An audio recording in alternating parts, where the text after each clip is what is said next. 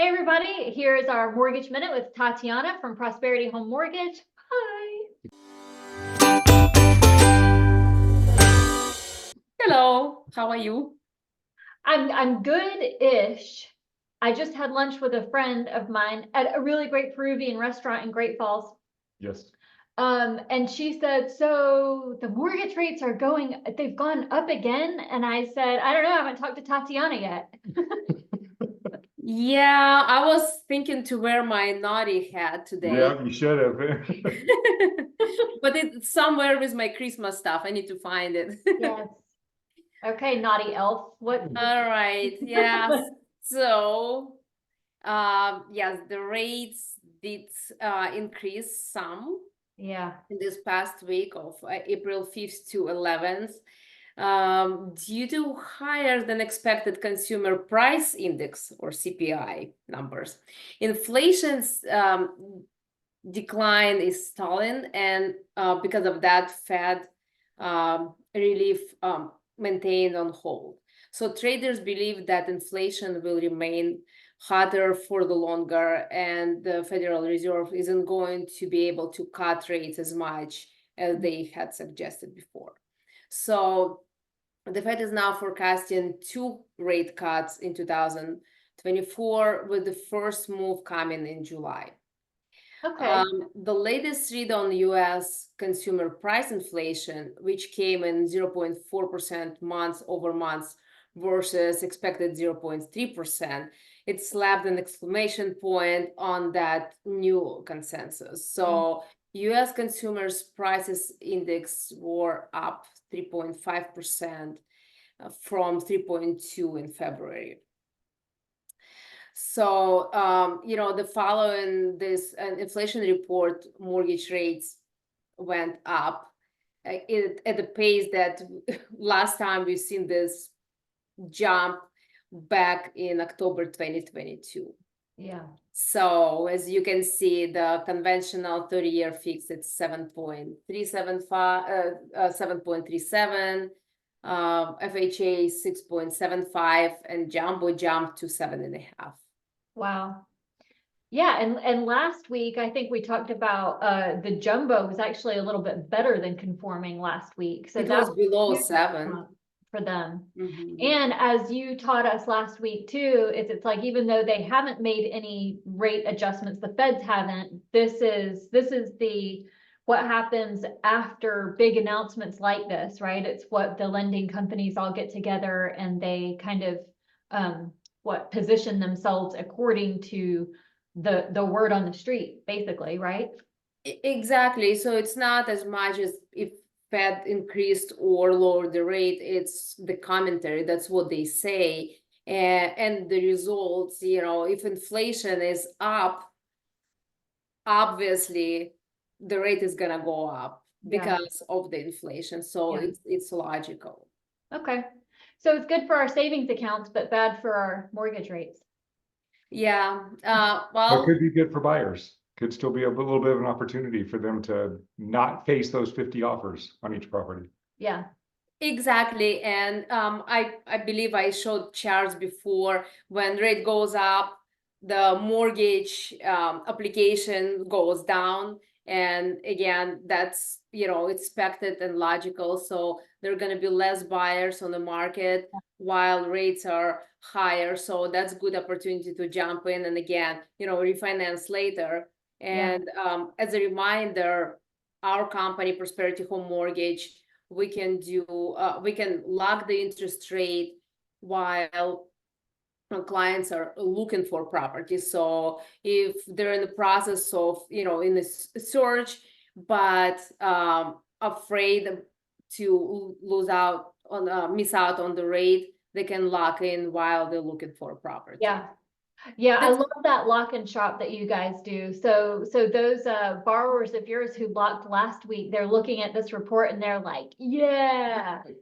Exactly. They're And ready. I'm doing the same with them because, trust me, if my clients don't want to lock in, even though I suggest, and then I see the rates go up, I feel for them. Yeah, yeah, me too. Me too. Yes. Or that would be you. You would be hopelessly optimistic, right? Yep. Like they're gonna go down. I'd be like, just cut our losses, lock it now. All right, so today we want to talk about something that we mentioned. I think you Came up mentioned last week, yeah. last Yep. week, the DSCR loan, right? Yes. Can we dive into that? Let's do it. Yeah, did I do that? Okay, so like this. Yeah. DSCR, debt service coverage ratio. Basically, this program is for why is it doing that? I'm not even touching it. Oh my God. What? You better catch up. That's crazy. Sorry about that. That's all right. Technical difficulties. Okay, so basically this program is for investors Okay. that are looking to qualify not based on their income, but based on property cash flow. So because of that, we don't verify, we don't ask for the tax returns, we don't ask for their W-2. We're looking only at the cash flow. Okay. And the way we calculate it is, we call it 1-to-1 ratio, is when the future rental income has to be not less than the monthly mortgage payment. So Okay. if the mortgage payment, let's say, is $3,000, rent has to be at least $3,000 or above. The Okay. more the merrier. In some circumstances, we would allow 0.75% of the rental income, meaning that if the rental income is only 75% of the mortgage payment, in some circumstances we would allow that, but not always. So I would just go by 1-to-1 ratio. It is a very good program for those whose income, we cannot verify their income, or they cannot qualify based on their income. But and we can just use this DSCR program for them. What about our citizen status? Do you have to be a US citizen, or can they do it with a green card, or? You don't have to be a US citizen. Okay. In fact, we actually have programs for foreign nationals that don't have working visas here, tourist visa, or one Okay. of those that are not actually, or student visa, right? So not the one that allows someone to work in the country. So I just recently did a loan for a client who was foreign national, and he was buying an investment property here, and I did some foreign national programs require for us to verify their foreign income, which could be complicated, right? Right. Here we don't need to verify that, and the client did not have a social, obviously did not have credit history, so I did loan for him, just Wow. DSCR without verifying anything else, but the fact that he will be able to rent it out for at least at the price of the monthly payment. Actually, when we ordered appraisal, that's how we figure out. So we ask appraiser to comment on how much this property could rent out for. And in his case, it actually came higher than his monthly payment was. So he got better interest rate because of that. Ah, okay. So the appraiser is the one that determines the rental comp, not an agent or a broker or anything like that. Correct. Yes. Okay. Okay, very good. Is it possible to do these on short-term rentals? That's the next Yes, we could do that as well. So if property is, more Airbnb type of property, we could use that. Wow. So you would do, so for an Airbnb, okay, so it's a projection for a long-term rental, which is, 6 months or more. It's going to be a projection based on what the comps would be, but an Airbnb, would you need like a rolling rent for a certain number of years, or could it just be like the last few months of performance and then it would project out? What, Or how would that? perhaps is that for the appraiser to determine? Yes, or is And that if for the so, is appraiser? that a specialized area of appraisering?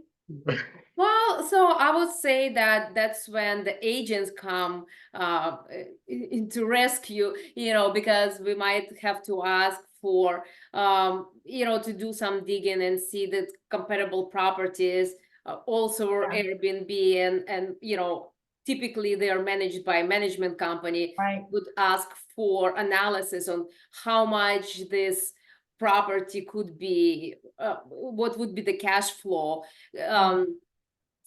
Maybe the property the person wants to buy is already Airbnb, and then the management company can provide some sort of synopsis so we can or a worksheet to see what it would rent out for. Okay. Okay.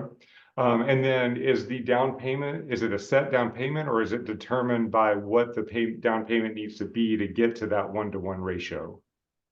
Well, there is a minimum required down payment, and it depends on the situation. For example, if it's a US citizen, typically, or green card, someone who is eligible to work here with acceptable visa or green card or citizenship, 20% down payment is required. Okay. In the example that I gave with the foreign national, it would be a 45% down payment is required. So it all depends, and it could also very dependent on person's credit score, if any. Yeah, and definitely, let's say someone could, put as little as 20% down, but that 1-to-1 ratio is not really working out, then we would have to increase that down payment. Okay. Or we could look into interest-only options as well. Okay. Okay. And then in a situation where, so let's say we have a $2 million property. So that's going to be a $400,000 down payment. So let's say that investor one wants to buy the property, but they want to bring investor two in as a partner just with the down payment. So it would become like a partnership. Would you need to see both credit scores for both partners, or just the one that's putting a loan in their name? And could the loan be done in the name of an LLC or a corporation? LLC is allowed for sure. So you can get the loan in the name of an LLC. Mm-hmm. Okay. Okay. Awesome. I love this. I do too. Okay, let's go back. That's my new best friend. Let's go back to. This is your new best friend? Yeah, yep. Wow, okay. All right. I better watch out. Okay, so what other details do we need to know about this? Definitely, every program has their little perks and guidelines that if somebody is interested to know if they qualify, they can always reach out to me at 571-245-3000. Okay, where's your screen? Where's your where's your click it. All right. Okay, this is really helpful. So yeah, I like these. Yeah, I'm a fan. Okay. Do you have any questions? Nope. Tatiana, do you have any questions for us? Do you have any clients that would be interested in DSCR program? If we do, we're sending them to you. Yeah, we are. No, we always have clients that are looking for investment properties. So this is good to know. I do have a question. So is this a new program? Because the first time I heard about this was about 6 months ago. So is this something that just came around, or has it been in the market for a long time? It is a newer program. I believe it was there before, but wasn't as popular, and now it's coming out. Okay. Yeah. Because it almost feels kind of like if you're doing a commercial property, the commercial property analysis is based on the income of the property and so on. So it almost feels like we're bringing commercial rules into residential a little bit, which I really like because it's the performance of the property. So I think that's I love great. that you know that. I don't know anything about commercial. Yeah, this program falls into category, as we call it, non-QM loans or non-qualified mortgage programs. It's not a traditional Fannie Mae, Freddie Mac, or government programs. It's they provided by private investors, so everyone has their own little guidelines, and interest rates could vary drastically, and we have different channels to work with different investors on this type of loan, and Yeah, we have actually pretty good interest rates. Awesome. that's the point I want to drive home is not every bank offers things like this. Not every lender offers things like this. And Tatiana, you guys have, I mean, it seems like you have an answer to every situation, every scenario, in your. Almost, yeah, we don't do commercial real estate, but other than that, we do Yeah. a lot of different things. And do you have a limitation on how many of these you can take out in your personal name, or is it's just as long as the property performs? Correct. Okay, sweet. I love it. Are there any risks of Love a it. pullback? Like with the commercial lenders, you know, if that debt to income ratio goes above a certain rate, then there's a risk there for the buyer. Is there any risk of that on this? If say the rents went down or something, or is this just a locked 30-year mortgage? Once you're in, you're in. Right, so the lender is not, if I understand your question correctly, a lender is not gonna double check every year to see if this cash flow works or not. That's at this particular moment of time when we get them approved. That's when we analyze it. That's good. Perfect. Okay. All right. I'm excited. Thank you. Me too. Yeah. I say your number Me one more too. time. Then. Say your phone number one more time. My number is 571-245-3000. Okay. Awesome. Thank you. We'll see you next week. Okay, Thank you, we'll see you Tatiana. soon. All right.